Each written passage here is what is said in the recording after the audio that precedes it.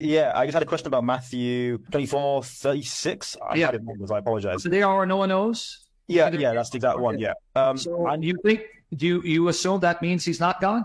No, but I have questions regarding it. So Yeah, I'll answer that. But before I do, you're asking it because you're assuming that somehow that means Jesus can't be God. Is that what you're asking? not Okay, so necessarily. let me know specifically what you're asking about it. I'm just wondering how it works. Jesus is God, and he has limited himself in So then some. that's what you're asking. You just said we're basically. Okay, sure. Yeah.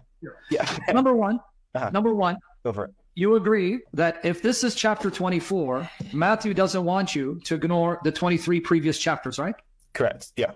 And Matthew has already set you up that when you come to this passage, that he's already shown you how not to interpret and how to interpret it, correct? Correct. Okay, so now I'm going to get to the answer, but I'm going to now show you what Matthew already told us before we got here, right?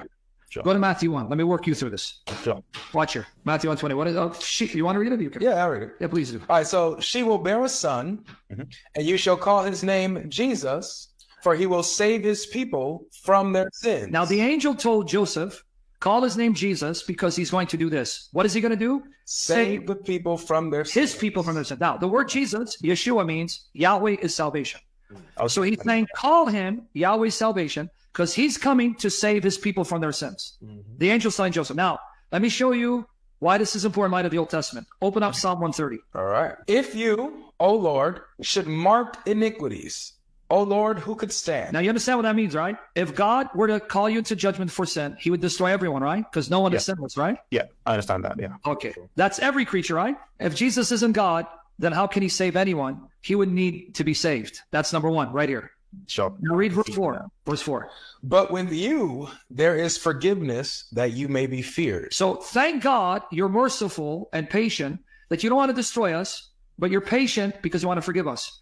Number one, the angel told Joseph, this baby who's born, he is Yahweh's salvation. He will be saving people from their sins. But if Jesus is not God, you cannot say that of him because right here you're told, if God were to call people into account, no creature would survive. But now watch Psalm 130, 7-8. Same Psalm, Psalm 130, verse 7-8. Who saves people from sin? Read it. O Israel, hope in the Lord. For with the Lord there is steadfast love, and with him is plentiful redemption.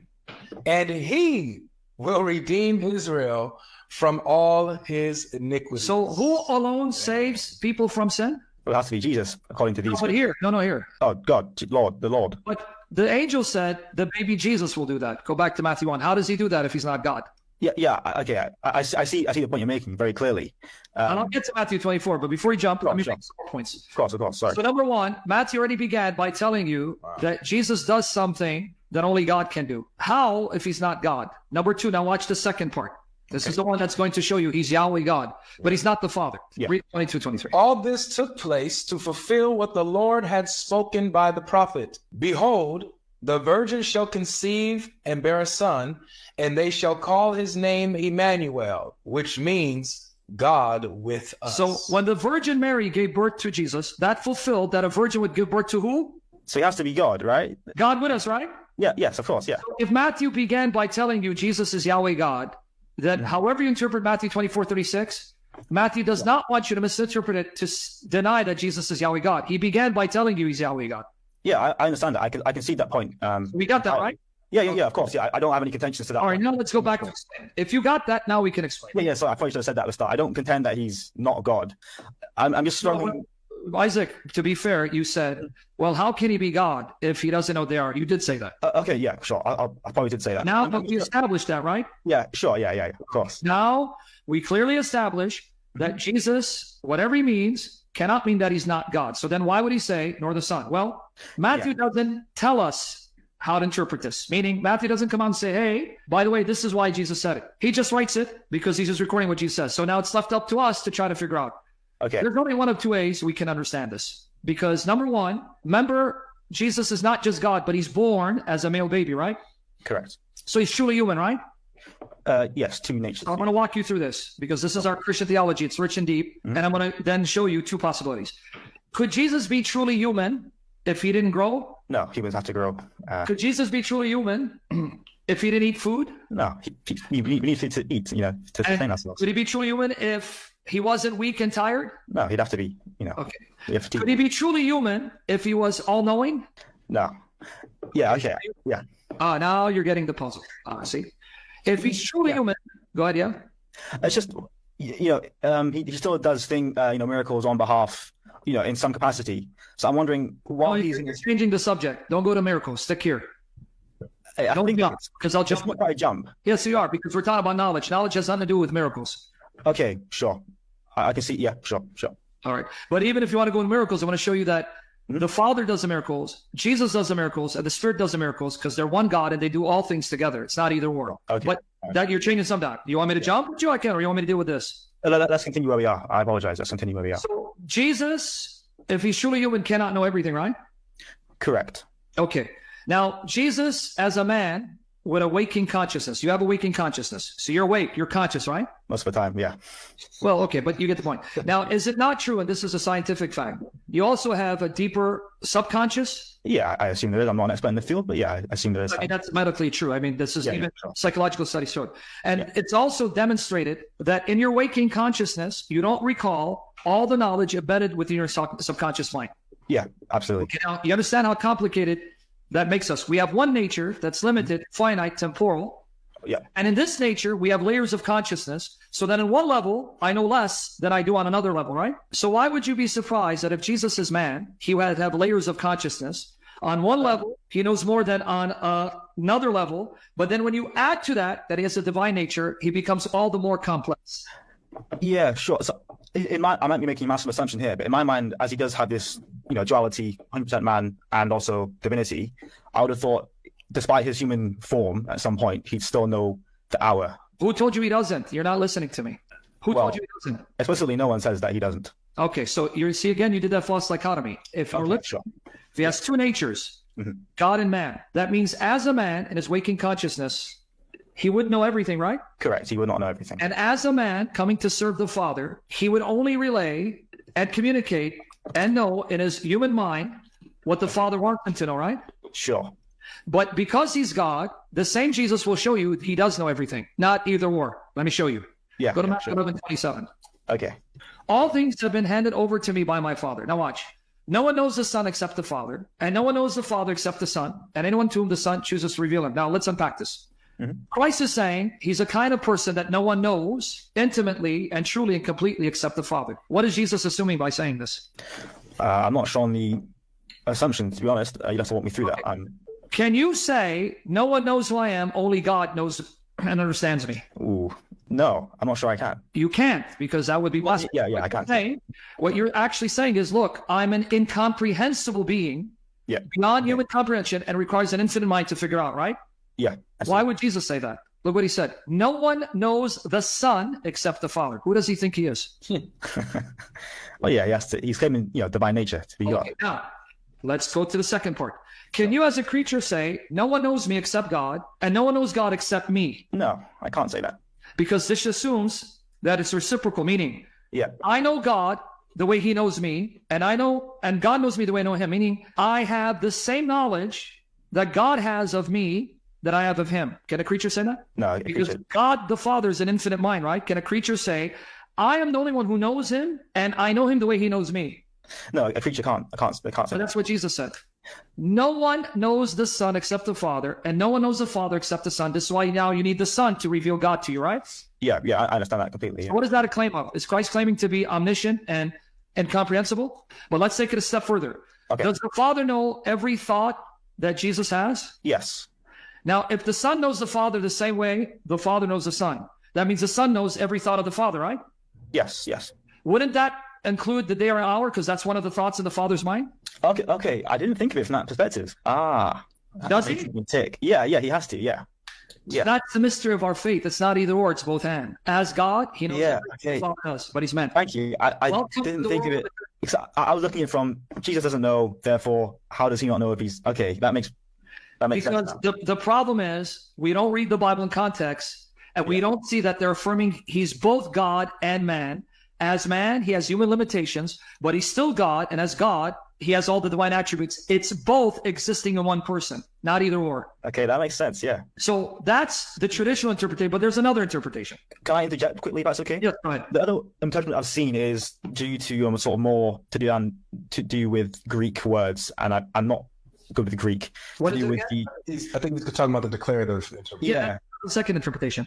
Yeah, so the other interpretation I've heard is it's to do with the coined Greek word which means Yes. to declare. But I don't Edo. really- That was the second interpretation. Okay, Now, right. this is an interpretation that's ancient. But remember what I said. Matthew doesn't tell us what interpretation told, right? So it's up to us. So I can't say this is right, that's wrong. Both are possible because Matthew never comes down and says, here's how you resolve it. So that means a Christian is free to take either interpretation. But now let's talk about the second interpretation. The word here, Edon, comes from Edo. That's the Greek word Edo. Okay. Can mean that there is something that will not be made known. Something not made known. How do we know? Because if you go to 1 Corinthians 2:2, that's how it's used by Paul. Yep. 1 Corinthians 2:2. So I'm going to give you the second interpretation. Okay, thank you. But you're free to hold either one, but you cannot deny that the same Jesus in the same gospel says he's God and knows everything the Father does. Yeah, yeah. Okay, now here's this word, Edo. This is the same Greek word, 1 Corinthians 2:2. For I decided to know nothing among you except Jesus Christ and him crucified. That word know, same word. Now when Paul says, I decided to know nothing, he doesn't literally mean he has amnesia. He forgot everything. I only know that Christ. What he means is, literally, this is what he means. I decided to make nothing known to you except Jesus and his death. That's all I'm going to make known to you because that's my focus. Yeah. But no one would assume that Paul means he doesn't know anything else, right? So now let's go with that interpretation. Let's go with that interpretation. Are you ready? Yeah. Sorry. Now let's translate it with this meaning. Of the day or hour, no man makes known. Neither the angels of heaven make known, nor the Son makes known, but only the Father makes known. Now we ask why. Why can no man make known the hour? Because they don't know unless God makes it known to them. Yeah. Why can't the angels make known the hour? Because they don't know unless God reveals it to them and lets them make it known, right? Yeah. But now when we come to Jesus, why can't the Son make it known? Well, he knows it, but he can't make it known because he only does what the Father tells him. And I'm guessing that still works in the same kind of dual process, right? So only the Father can do. Even if he wasn't a man, being the perfect Son who perfectly carries out the Father's will, he only does what the Father wants him to do, whether as a man or not. Because the Trinity teaches Father, Son, Holy Spirit are perfectly united and inseparable. Yeah. So they never oppose each other. They only do the same thing. So the Son and the Spirit do the Father's will, because the Father's will is the Son's will and the Spirit's will. They're never in competition. Because Jesus said the same thing about the Holy Spirit. Yeah, sure. They have one divine. Okay. So if we go that interpretation, let me repeat again. Of the day or hour, no man makes known. Neither the angels in heaven make known, nor the Son make known, but the Father alone. Why? Because men can't make it known because they don't know unless God reveals it to them, and he hasn't. The angels don't make it known unless God reveals it to them, and he hasn't. The Son doesn't make it known, even though he knows it, because he only does what the Father tells him to do. Okay, sure. Now, let me add a third element. Go back to Matthew 24:36, show it to him. Let me add a third element. Okay. Now, even in this passage, do you see that Jesus shows he's not a creature? What happened? Which verse am I looking at? Sorry. Sorry, we lost the screen somewhere. Hold on. Okay, Okay, so no worries. that's Satan getting angry. We rebuke Satan by the power of the blood of Jesus Christ. Yeah. Okay, now you ready? Yeah, that's the blood. Is that ever? Yeah. No. Okay, now this passage shows that Jesus is not a mere creature because I want you to see the ascendancy. When it says no one, he means no man. Because if he means no one, inclusive, then he wouldn't say angels. They would already be included, right? Mhm. So when he says no one, he means no man, neither the angels. Now, according to the Bible, angels and humans make up all of creation. When you talk about angels and humans, that's all creatures, right? Mhm. According to the Bible, whether you believe it or not. Okay, now, Yeah. now do you have it on the screen? I'm on the show. You wanted to? Were you gonna No, show I mean, 1 Corinthians 4, but it's okay. We can. He does. Okay, here he agrees. Now watch here. Now I want you to catch that this passage, which Muslims think prove their case, ends up destroying Islam and proving the Trinity. Watch. Sure. No man knows, Matthew 24:36. Neither the angels know. Well, that's all of creation, because creation consists of angels and humans. But where did Jesus place himself? He didn't place himself among angels nor humans. He put himself above them. How can you be above all creatures if you're a creature? Well, you wouldn't be. You'd be uncreated. But he just put himself above them. He goes, I get the point. I don't contend this. He is uncreated. the other element, no. Notice, though, who he belongs to. Not creation, but to the Father, because he says he's the Son to the Father. He doesn't say that about the rest. Mhm. Yeah. So you got the Trinity here. Yeah. I don't contend with Trinity. You know, and I believe it's a thing. I think it's even some of the Old Testament in some some manner. I don't have like a Muslim perspective on it. I think it's No, I'm just saying the Muslims, because someone in the Muslim one asked a question. Muslim, this shows that Allah is a false God. Muhammad is an antichrist. Because even here, Jesus says, I am the Son, and I uniquely belong to the Father, and God is the Father, and Allah is none of that. So I don't want to bring this up, but go ahead. I have a further question. So you were saying how the Father will, declare the time. So with that, that Jesus submits to his will. If Jesus made an action, would the Father submit to Jesus' will, or how does that work? No, I mean, you saying submit. That's the wrong use of the term. Okay. Jesus' actions are always in perfect unit the Father's will. He acts according to the Father's will. He said it in John 5:19, but he also said it about the Holy Spirit. Sure. Okay. Because if they're one God, then there cannot be a difference in decision and will, because then that would mean they're not one God, they're three separate beings, and that would be tritheism. Yeah, I understand how that argument falls quite. Do you want me to show you the verses where Jesus says he only does what the Father does, and the Father and him do it together always? No, I've been watching you guys for quite a while. I kind of know those arguments in and out. But yeah, those are my main questions. I have nothing else. Good man. Come home. Come back to Jesus. He's waiting for you, buddy. How did you on Skype? All right. I'll reach out to you later. Sure. Thank you. Thanks, Isaac. Take care of yourself, bro. You too. Bye-bye. So do you guys believe that Muhammad claimed to be a prophet? Well, I don't know what the historical Muhammad said, because the sources you have about Muhammad are not reliable. They're about 100 to 200 years after when he supposedly lived. So I don't know. Wait, no, do you believe he made the claim, at least, the claim? Okay, Lou, let me repeat again. You didn't hear me. I don't know if the historical Muhammad made those claims, because we don't have reliable eyewitness testimony from the time Muhammad supposedly lived. Your sources are 100, 200 years after he supposedly lived. So I don't know what the historical Muhammad said. Can you prove to me that he even exists? The companions and everything. How do you know those companions existed? Do you have any sources from the first century, not 100 to 200 to 300 years later? Because you're not listening, Lou. Yeah, but I understand. But if you claim we don't have historical evidence, I can say the same thing about anything in history. No, you're lying, because even atheist scholars, like Bart Ehrman says, the Gospels are first century accounts. And we have even writings from the very disciples of the apostles preserved, like Ignatius. You can't say that about the New Testament, but that's too bulky. So can you show me any evidence? What do you mean by Ignatius? Ignatius of Antioch, we have 7 letters preserved, and he was a disciple of the apostles. Don't change the subject, because you're doing too bulky, which means you're being a coward here. I hope you're not. How do you know that Muhammad said any of the things that your hadith said he said?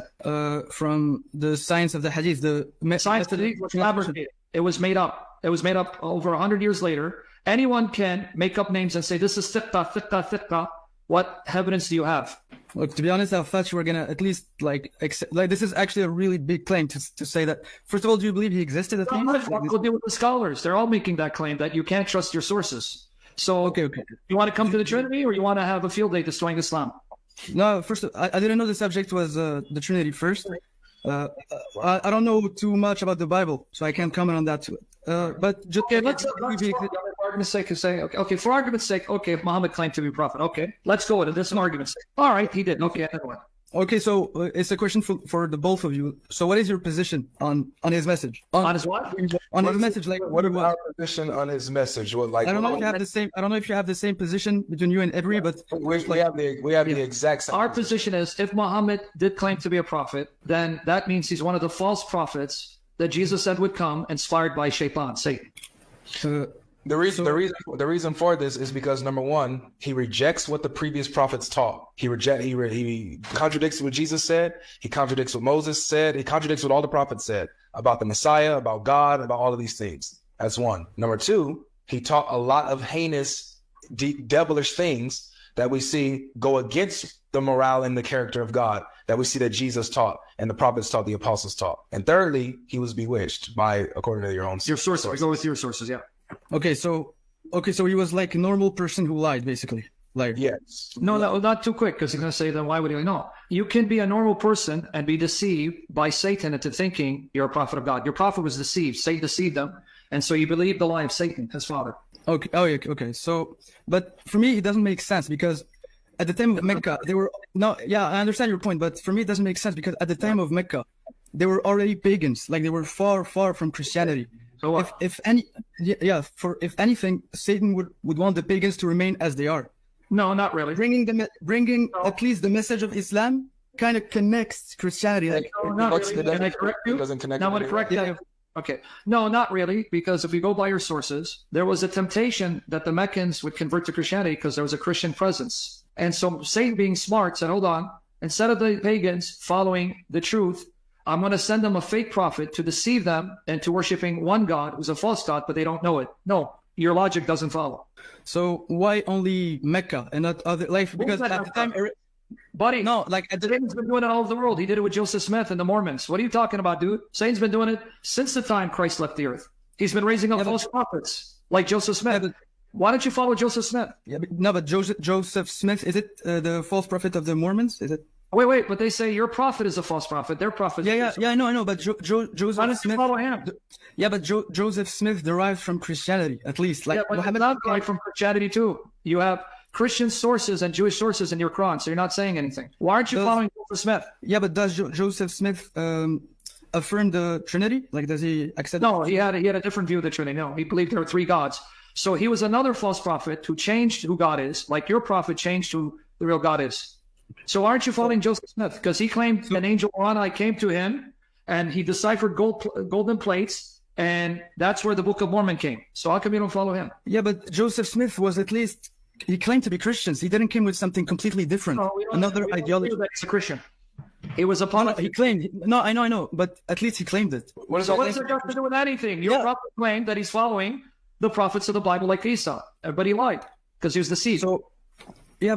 So, can you give me another example of a false prophet? I think that Joseph Smith is a perfect example. example. What do you want me to give you? There's people over the world. Okay. Even your prophet said there will be 30 Dajjal that come after him. So are you saying he lied? No, I'm not saying that. And there have been so many false prophets after Christ, even now. Even in India and in Korea, there are people who are claiming to be messiahs, like Sai Baba, who died, but he claimed to be the Indian Messiah, but he was Hindu. So get to the point. Why don't you follow them? Why are you following Muhammad? In fact, right now as we speak, there are people, thousands, who've seen Sai Baba, who've seen him do miracles. One of them became a Christian, and he said, I saw him levitate, emit blue light, make food and jewelry appear out of nowhere. And thousands saw it, and they're still alive. We have no eyewitnesses for your prophet. So why don't you follow Sai Baba? I don't know. First, did Sai Baba claim to be a Christian? No, he claimed to be the Messiah, but he was Hindu. Because they say Jesus was a Hindu, like you say he's a Muslim. Yeah. Okay. So, but I want you to give me an example first. It's not even my question, but I just want to know. Get to your point.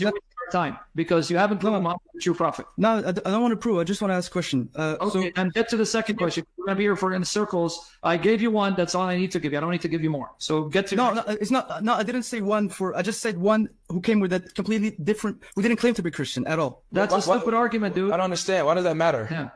So I'll just okay. So there was some argument because your Quran, the bulk of it is taken from Christian fables and the Talmud. Okay.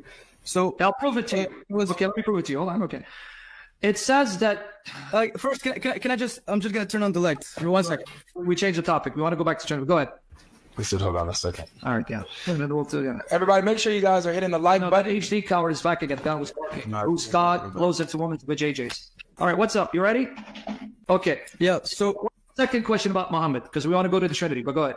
Yeah, so Muhammad claimed to be a prophet. And so my question is, how do you explain the sociological impact he had? Like, you mean the impact? How come? No. Just gonna finish my question. Well, I just want to. Your sociology is going to bury you because of your prophet. There are young girls who are being married and mounted by. That's not. Can I make my point? Can I make my point? Relax. According to the filthy teachings of your prophet, you have now young girls being mounted by grown men and violated. You have women who've been taken captive and molested. And you have men who were beheaded and children enslaved. This is the sociological impact of the filth of Islam. I don't think you want to go there. No, I'm not talking about the details of what you just said. You have another question? I didn't even say my question. Buddy, it's not about you. Get off your horse and go suckle mommy's breast. It's about the Trinity. You don't have a question about Trinity? Go kiss the black stone like a good Muslim monotheist. Do you have a question about Trinity? Avery. Let's go to the Trinity. Avery. Yeah. Man, you saw me. I was completely respectful. I didn't say anything. I just wanted to... Stop playing narcissist. Your prophet also was respectful. He had the upper hand, and he beheaded. Man, I just want to...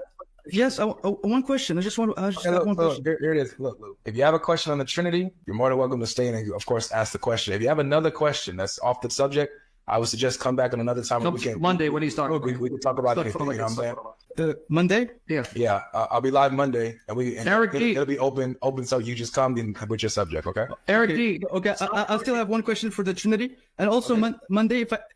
If I come, I'm gonna have the same username, so we'll do in case you. Perfect. Okay. So yeah, so Eric- the Hold on a second. Eric D, stop barking before I stuff with your vomit. Return to your vomit. Shut your mouth. But go ahead. Go ahead, my brother in humanity. So okay, so it's just so basically, if you throw me in a jungle, You're going to bury yourself with that argument. Be careful. Be careful. Me? Yes. Let- You're gonna bury, I know the argument. Can I? I know you do. Okay, but you know, just, okay. Well, let me okay, just what's the argument? say it. If you throw me in a jungle and I don't have a Bible, I will know there's one God, but I'll never conclude he's a Trinity. See, he's going to ask me something similar. He thinks I haven't heard it, but go ahead, ask now. Yeah, no, it's nice, exactly that. Say it again. That was No, the question. basically, yeah. So can I ever? Buried us now. You just buried us. Can I? Why? Go ahead. Make your argument. Go ahead. Yeah. So can I ever come to a conclusion of the Trinity if I have nothing, basically? Yeah, you just buried Islam. I want you to thank you for destroying Muhammad and your God. Why? Did you guys hear it? Okay, I want you to hear it because he's not thinking. He thinks he's being intelligent. So, guys, he just said. Can I predict? Can I repeat? Can I answer you now? You want to talk? No, I think you wanna no. I want to do the same. I want to do the same thing. Maybe I'm wrong. I just want to. Hold on, let me do it. Guys, he just said, if you leave me in a jungle, I like Lou. if you leave me in a jungle and I don't have any Christians or anyone, I will see from creation there's one God, but I'll never conclude there's a Trinity, right? Yeah. Okay. Now I'm going to ask you a question. Let's see how smart you are. So you're telling me just looking at creation, I'll know that God is one, but I'll never come up with a Trinity, right? Yeah. You won't come to the conclusion of the Trinity. Then how the hell did they come to the conclusion of the Trinity? No. What's that got to do with Islam? And no, who gives a damn about Islam? I'm answering your question. Listen, if people left on their own will never come up with a Trinity. Einstein, how did the Christians come up with the Trinity? Because you just said, left on their own, they cannot come up with it. So how did they come up with it? The Council of Nicaea. How did they come up with it?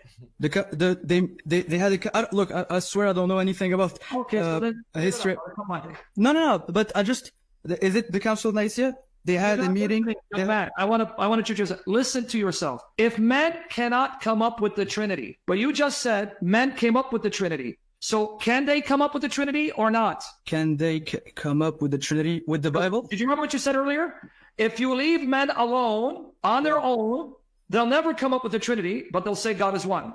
But now you're saying men did come up with the Trinity, so that means you contradict yourself. That means can I tell you why? reason. No. Can I tell you why? You're trying to torture me with this guy? Yes. Okay, go ahead. Yeah. The guy. I swear, Sam, we're just having fun. Honestly, like. No, buddy, because I want to go to the Trinity. You're not getting it, so I don't want to have. No, I'm trying to respond. I'm trying to say. Okay, go ahead, respond. So I'm talking without even Jesus existing. I'm talking. Forget Jesus. Forget Jesus. Okay. Yes. So you're telling me that you need Jesus to reveal the Trinity. You just buried yourself. No. I'm talking. First of all, the Trinity was. You just made my case. You just proved that it's because of Jesus that they understood the Trinity, which means Jesus revealed the Trinity. Because if there was no Jesus, they wouldn't know about the Trinity. But you're too slow. You're not getting it. First of all, my view on it is people interpreted the message wrong. But before Jesus, what did people believe? Go to the next. What did people believe? What did people believe before Jesus? In the Old Testament, they believed that the one God of Abraham was more than one person. The Jews, that's God, the angel of the Lord, and the Holy Spirit. You see, you don't know what you're talking about, buddy. Go back, study. No, I'm talking. I'm talking nothing. You know nothing about nobody. I'm talking before Jews. Hey, Lou. No, it's come back. Come back Monday. Me and you can talk. No. And but no, I know. Sam's up to here, bro. He's up to here, man.